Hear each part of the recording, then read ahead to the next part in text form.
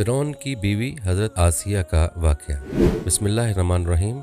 अस्सलाम वालेकुम रहमतुल्लाहि व बरकातुहू। दोस्तों, उम्मीद है आप सब खैरियत से होंगे। आज की इस वीडियो में हम आपको फ़िरौन की बीवी के ईमान अफरोज़ वाक़े के बारे में बताएंगे, लिहाजा वीडियो को आखिर तक लाज़मिन देखें। ईमान की खातिर अपनी जान कुर्बान करने वाली एक दुलेर खातून, जिसने हज़रत मूसा अलैहिस्सलाम की परवरिश की और बचपन में उन्हें फ़िरौन के जुल्म व जबर से बचाया। लेकिन जब वो खातून अल्लाह पर ईमान लाई तो फ़िरौन ने उसके साथ क्या सलूक किया और ऐसा क्या हुआ कि उस खातून को दुनिया की अजीम तरीन औरत का लक़ब दिया गया। फ़िरौन मिस्र का एक ज़ालिम व जाबिर बादशाह था। उसने मिस्र में आबाद कौम बनी इसराइल को ग़ुलाम बना रखा था और उन पर जुल्म के पहाड़ तोड़ता था। फ़िरौन नहायत ही मगरूर बादशाह था और ख़ुद को लोगों का खुदा और राज़िक़ कहलवाता था, लेकिन किसी में भी इतनी जुर्रत नहीं थी कि फ़िरौन की मुखालफत कर सके। लिहाजा अल्लाह ने फ़िरौन के ख़ात्मे का इरादा किया तो बनी इसराइल में हज़रत मूसा अलैहिस्सलाम की पैदाइश हुई। जब मूसा अलैहिस्सलाम की पैदाइश हुई तो उन दिनों फ़िरौन ने अपने सिपाहियों को ये हुक्म दे रखा था कि बनी इसराइल में जो लड़का भी पैदा हो उसे कत्ल कर दिया जाए। लिहाजा उस मुसीबत और आफत के दौर में मजबूरन मूसा अलैहिस्सलाम की वालिदा ने आपको एक संदूक में रखकर संदूक को मजबूती से बंद कर दिया और उसे दरिया नील में डाल दिया। दरिया से निकलकर एक नहर फ़िरौन के महल के नीचे बहती थी। अल्लाह की कुदरत ये हुई कि यह संदूक दरिया से बहते हुए उस नहर में चला गया। उस वक्त नहर के किनारे फ़िरौन की बीवी आसिया बिनते मज़ाहम बैठकर नहर का नज़ारा कर रही थी। आसिया एक खूबसूरत और नेक दिल खातून थी और वो किसी बीमारी की वजह से शदीद तकलीफ़ में थी। फ़िरौन ने इसका बहुत इलाज करवाया था मगर वो नाकाम रहे।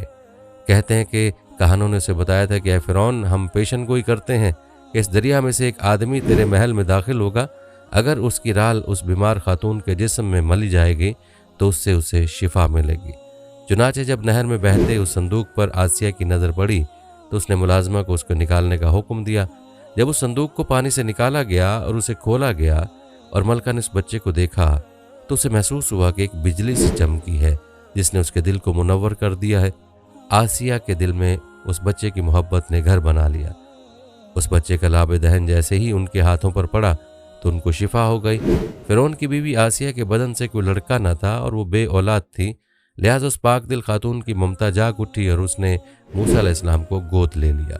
इस तरह अल्लाह की कुदरत से मूसा अलैहिस्सलाम की परवरिश उसी फ़िरौन के महल में हुई जिसने आपके हाथों से हलाक होना था। दरअसल लफ्ज़ फ़िरौन उस दौर में मिस्र के बादशाह का लक़ब हुआ करता था। बीबी आसिया रेयान बिन वलीद की पोती थी। रेयान बिन वलीद वो बादशाह था जो यूसुफ अलैहिस्सलाम के दौर में मिस्र का बादशाह था।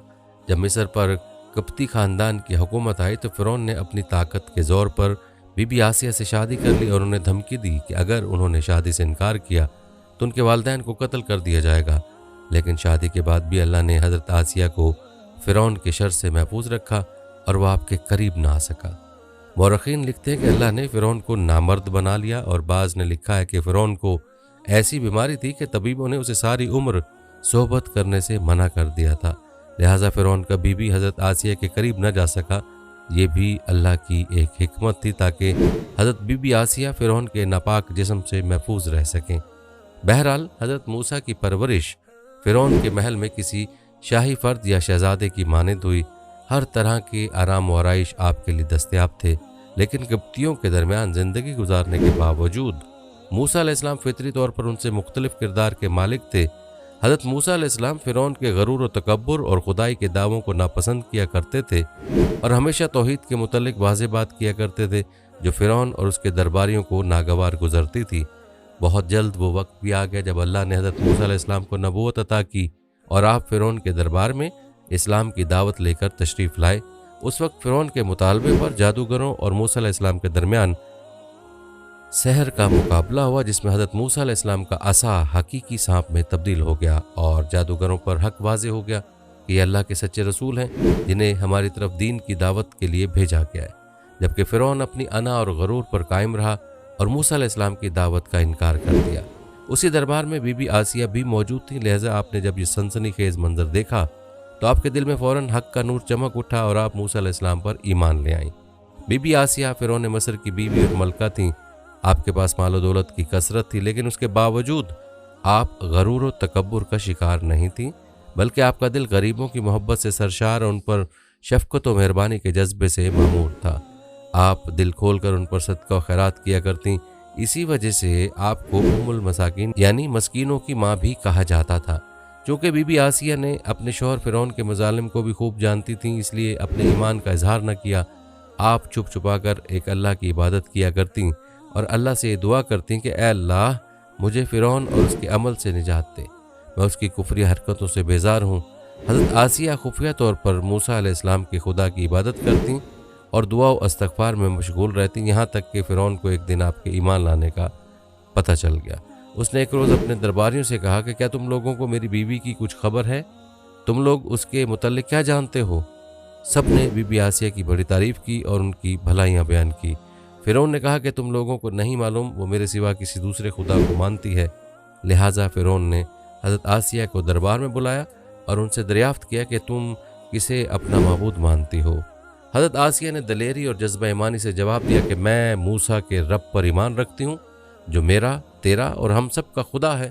فرعون اس بے باک جواب پر غضبناک ہوا اور بہت جلد پورے شہر میں اس بات کی شہرت ہو گئی کہ فرعون کی بیوی اور ملکہ نے فرعونی طور طریقے کو ٹھکراتے ہوئے دین موسیٰ کو قبول کر لیا ہے۔ پہلے تو فرعون نے بی بی آسیہ کو سمجھا بجھا کر، ترغیب دلا کر، ڈرا دھمکا کر موسیٰ علیہ السلام کے دین کو چھوڑنے کو کہا، لیکن جب اس نے حضرت آسیہ کے چٹان جیسے مضبوط ایمان اور جذبے کو دیکھا تو اس نے ظلم و بربریت سے کام لینے کی ٹھان لی۔ فرعون نے اپنے اہلکاروں کو حکم دیا کہ آسیہ کو تپتے ہوئے ریگستان کی دھوپ میں لٹا دیا جائے، لہٰذا آپ کو شدید گرمی میں ریت کے تپتے میدان میں چھوڑ دیا گیا۔ فرعون اس جگہ کا دورہ کرتا رہا اور کہتا رہا کہ اب تو باز آ جا، اگر تو نے میری بات مان لی تو محل کی شاہی زندگی اور آرام و آسائش تیری منتظر ہے۔ مگر حضرت آسیہ پر اس کا کوئی اثر نہ ہوا، کیونکہ آپ کو جنت کے اس لافانی محلات پر ایمان تھا جو اللہ تعالیٰ نے آپ کو عطا کرنے کا وعدہ کیا تھا۔ جب فرعون نے حضرت آسیہ کی ثابت قدمی کو دیکھا تو اس نے آپ کو شہید کرنے کا فیصلہ کر لیا۔ اس نے اپنے سپاہیوں کو حکم دیا کہ بڑی سے بڑی چٹان کہیں سے اٹھا لاؤ اور آسیہ کو چیت لاؤ اور وہ چٹان اس پر گرا دو۔ لہٰذا جب یہ لوگ پتھر لائے اور حضرت آسیہ کو لٹایا گیا تو آپ نے آسمان کی طرف نگاہ اٹھائی تو پروردگار نے حجاب ہٹا لیے اور جنت کو اور وہاں جو محل ان کے لیے بنایا گیا تھا اسے انہوں نے اپنی آنکھوں سے دیکھ لیا۔ آخرکار اس پتھر کو آپ پر گرا دیا گیا اور آپ کی روح پرواز کر گئی۔ حضرت آسیہ کے فضائل احادیث مبارکہ میں کچھ الفاظ میں ایسے ہیں کہ رسول اللہ صلی اللہ علیہ وسلم نے فرمایا کہ مردوں میں سے تو بہت سے درجہ کمال تک پہنچے، لیکن عورتوں میں سے سوائے فرعون کی بیوی آسیہ اور عیسیٰ کی والدہ مریم بنت عمران کے اور کوئی عورت درجہ کمال تک نہیں پہنچی۔ اس طرح ایک اور روایت میں آیا کہ جنتی عورتوں میں سب سے افضل خدیجہ بنت خویلد اور فاطمہ بنت محمد اور فرعون کی بیوی آسیہ بنت مزاحم اور عیسیٰ علیہ السلام کی والدہ مریم بنت عمران ہے۔ ایک روایت میں آتا ہے کہ حضرت آسیہ کا نکاح جنت میں حضرت محمد صلی اللہ علیہ وآلہ وسلم سے ہوگا۔ بعض حدیث میں آیا کہ حضور اقدس نبی کریم صلی اللہ علیہ وآلہ وسلم کا نکاح جنت میں حضرت مریم رضی اللہ عنہ، حضرت آسیہ رضی اللہ عنہ یعنی فرعون کی بیوی اور حضرت موسیٰ علیہ السلام کی بہن کلثوم بنت عمران سے ہوگا، لیکن یہ سب احادیث سند کے اعتبار سے ضعیف ہیں۔ ہم نے دیکھا کہ حضرت آسیہ ایسی حکومت کے ساتھ، ایسے دربار کے اندر اس قدر مال و دولت، اطاعت گزار، غلام اور کنیزوں کے ساتھ ایک بہترین زندگی گزار رہی تھیں، لیکن انہوں نے حق کو قبول کیا اور موسیٰ علیہ السلام کے دین پر ایمان لے آئیں، حالانکہ انہیں معلوم تھا کہ ایمان لانے کی وجہ سے ان کی تمام خوشیاں اور مقام و منصب چھن سکتا ہے، یہاں تک کہ جان بھی جا سکتی ہے، لیکن آپ نے حق کو قبول کیا اور اپنے گزشتہ اعمال پر توبہ کر لی۔ بلا شبہ ایمان پر مضبوطی سے قائم رہنا کوئی آسان عمل نہیں ہے، لیکن جو کوئی بھی اس دنیا کے مشکلات سے گزر کر اللہ کی اطاعت کرے گا اور انسانوں کی بجائے اللہ سے مدد مانگے گا، اللہ سے ڈرے گا، تو آخرت میں اس کے لیے بہترین افانی زندگی ہے۔ امید ہے کہ آپ کو ہماری آج کی ویڈیو بہت اچھی لگی ہوگی۔ اگر ویڈیو اچھی لگی تو لائک کریں، ہمارے چینل کو سبسکرائب کر دیں اور بیل آئیکن کے بٹن کو پریس کر دیں تاکہ ہماری نئی آنے والی ویڈیوز کا آپ کو پتہ چلتا رہے۔ اگر زندگی رہی تو ایک اور ویڈیو کے ساتھ انشاءاللہ حاضر ہوں گے۔ ابھی ہمیں اجازت دیں، اللہ حافظ۔